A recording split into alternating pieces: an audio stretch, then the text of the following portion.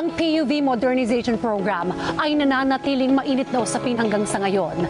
Ngayong araw, himayin natin ang mga tulong na ipinapaabot sa ating mga jeepney operators and drivers. Makakasama natin si dating Governor Chavita Singson at ang ilang mga leader at opisyal sa transport sector. Alamin natin ang iba't ibang tulong pinansyal at iba pang suporta sa transport group. Pilipinas at buong mundo. Ako po si Tony Chavez. At ako naman si Diane Querer. At ito ang programang kakampi ng masa. Ito ang Serbisyo Muna sa PTV.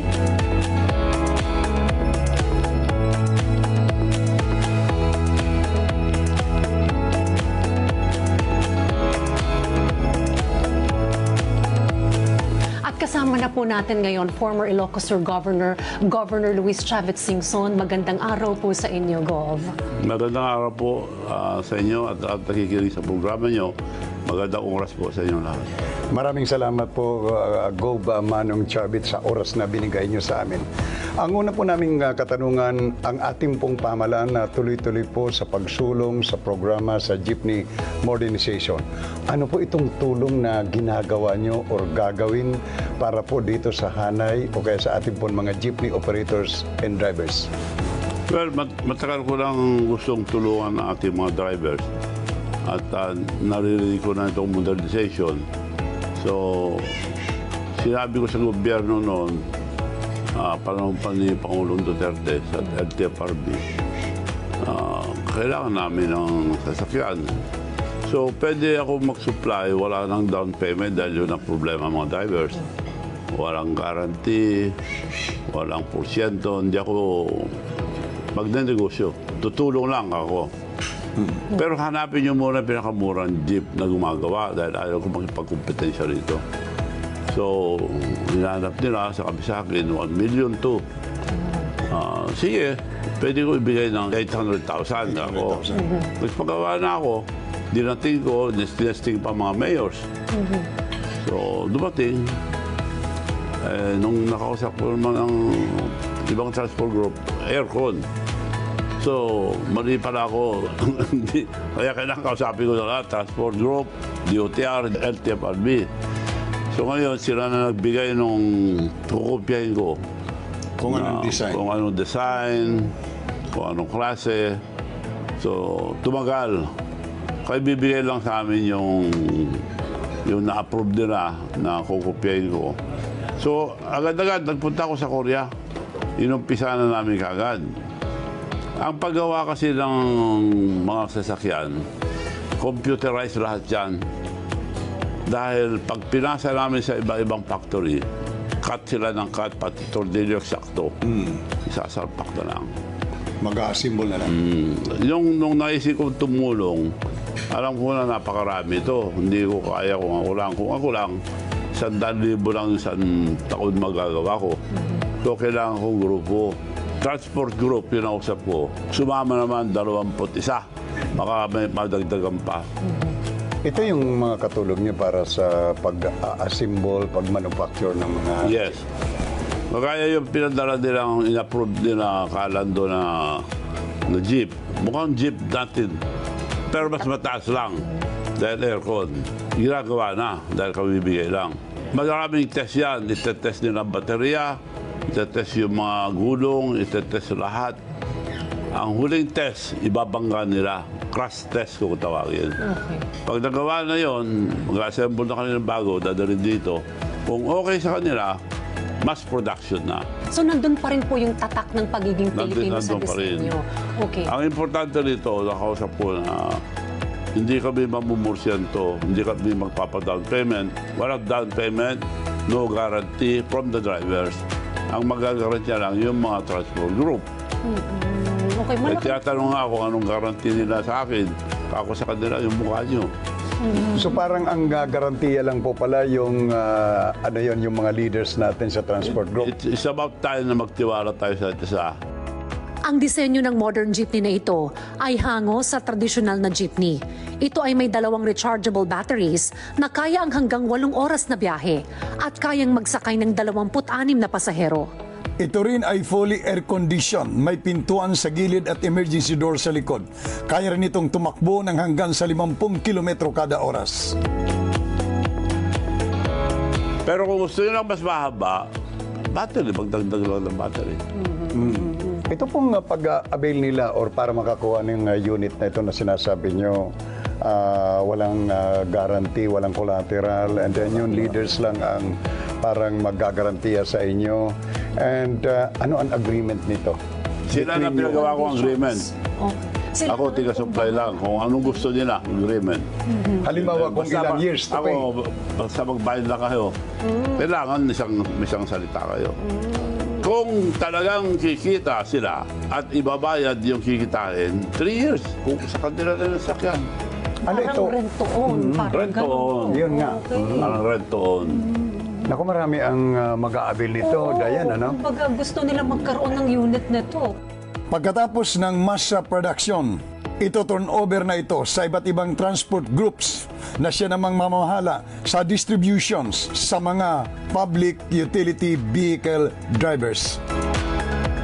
Para maabot din ng mga drivers sa labas ng Metro Manila, nagtayo rin ng mga chapter si Governor Chavit sa mga probinsya. At hindi lang jeep, pati tricycle, pati motorsiklo. Ganon din ang gagawin namin. Wala rin down payment mga tricycle drivers. So hindi lang po pala sa jeep. Hindi. Pati Trimobile po, tricycle na ito. Itong tricycle po, e-tricycle din. Oo, electric lahat. Electric. Lahat. Okay. Sa amin, meron na kaming solar parking. Doon na magcha-charge yung mga sasakyan. Doon din sa kanila, magdadala rin ako ng solar parking. Pero magbayad din sila. Pero less na binabayad sa Meralco. Kailan po ang dating ng mga e-units na ito, Governor, na maibibigay na po doon po sa ating po mga driver? Marami. Sabay-sabay yan. Dahil nga, na-approve na yung pinagawa nila. Inaantay ko na lang yung crash test nila sa by next month siguro. So, May, darating na dito. Approve na ng final. Kung final na, maganda nito, sabihin nila, mass production na kami. So ano ang timetable po ninyo nito? Within this year? This year. Pwede na itong i-distribute sa mga recipient po natin. This year. Ayun. Maraming malaking tulong po ito kasi sabi nga kanina ni Governor, yung pang down payment, minsan yan nga pinoproblema ng ating mga jeepney drivers. Saan sila Yung kukuha? tulong namin yun. Pero ito kay Governor, abay parang hulug-hulugan mo na lang, walang down payment. Saka yung nag-uusap tayo kanina, minsan lang ito. Oo. Wala nitong nag-o-offer na basta-basta. Okay, Gob, may itanong pa po kami sa iyo dahil kadalasan po sa mga jeepney operators natin, drivers, nasanay sila sa gasolina. Medyo ang tingin nila sa electric jeep, medyo ibang klase. So, paano po ito ipinapaliwanag natin sa mga jeepney drivers natin, yung pagkakaiba ng e-jeep tsaka itong di gasolina, o di diesel, I mean? Well, sa buong mundo, nagbabago na ang mga teknolohiya. Mapag-iwanan tayo kung di tayo mag-abel tong electric vehicles. Sa ibang bansa, puro electric tayo. Dito, kung di tayo sumunod doon, linoloko na lang tayo mga supplier ng mga gasolina.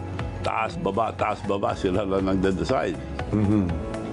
So, Saka yung pollution. kasi taas o yung baba nila kumikita sila dahil nakatambak lang sa kanila Hindi natatapos ang pagtulong ni Governor Chavit Singson sa ating mga PUV drivers. Handa rin siyang tumulong na magawan sila ng sari-sarili nilang mga debit cards sa pamamagitan pa rin ng mga transport groups. Ang tao kasi sa buong Pilipinas, 77% walang bank account. Dahil pagpunta nila sa bangko, nadedala lang. So kami, binibigyan namin ito libre. May bank account at debit card. Debit card worldwide dahil Visa. Ang diferensya sa credit card at debit card. Ang debit card, kung ano ilagay mo, yun ang pondo mo. Yung credit card, di mo alam kung ano ibabawas na sa mga bangko-bangko. So ngayon, ginagawa ng Japan ngayon, Itachi. Nagagawin ng national naman dito sa atin yung bangko ko na pagiging vegan bank or V-Bank para tumulong dahil nagkaklag na sa dami ng papagawan to. Opo. So yung pong mga driver na So ibig sabihin, pakagawa kami masyadong klase, masyadong pangalan So mga driver, gagawan ko na sila ng card para lang sa kanila. Ayun. Para ibigay sa mga sumasakay sa kanila, mag-load sila mas ng bangko, itatap na lang sa sasakyan nila. Pupasok na sa bank account nila. Nabanggit kanina ni Gov na matagal nang naging problema ito nga PUV modernization na kumbaga may mga iniindang mga concerns yung ating mga drivers. So, Governor, tanong po ulit namin sa inyo, bakit po ninyo ito ginagawa na hindi po ito gagawing negosyo basta tulong lang sa mga driver? Ano po ang nagtutulak po sa inyo para gawin ito, Gov? Well, kasi kontento lang ako sa buhay.